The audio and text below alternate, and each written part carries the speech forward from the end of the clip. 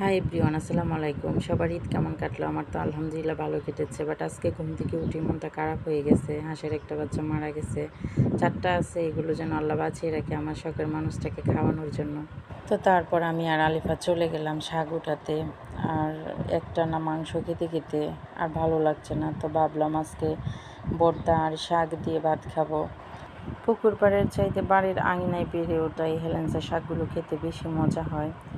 আর আমি শাক উঠাইতেছি, আলিফাও আমার সাথে ছিল, ও আমার সাথে শাক উঠাইতেছে। আর একদম ফ্রেশ ফ্রেশ ফরমালিন মুক্ত শাকগুলো খেতে অন্যরকমই একটু টেস্ট হয়। তো তারপর আমি এগুলোকে উঠিয়ে বাড়িতে নিয়ে আসলাম, পরিষ্কার করে ধুয়ে একদম রান্না করবে। আর এদিকে আম্মা কাঁঠালের বিচি ভর্তা করছে। আম্মার হাতের এই ভর্তাটা এত মজা হয় বলার মতো না। তো এই তো রেডি কাঁঠালের বিচি ভর্তা, আর সাথে ছিল ঢেঁড়স ভর্তা, আর এইটা হচ্ছে হেলেন্সা শাক। সবাই একসাথে খাওয়া দাওয়া করলাম। তারপরে অলিদ বাবারা চলে যাবে, রেডি হচ্ছে।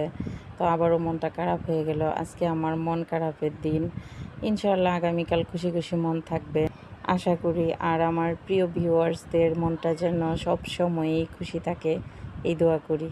তো যারা এখনও আমার চ্যানেলটি সাবস্ক্রাইব করেননি, প্লিজ সাবস্ক্রাইব করে দিবেন, সাথে থাকা বেল আইকনটি প্রেস করে দিবেন। যদি আমার ভিডিওটি ভালো লেগে থাকে তাহলে একটা লাইক দিয়ে দিবেন। আপনার একটি লাইক আমাকে মোটিভেট করে অন্য ভিডিও তৈরি করতে। তো সবাই ভালো থাকবেন, সুস্থ থাকবেন, আমাদের জন্য দোয়া করবেন। আল্লাহ হাফিজ।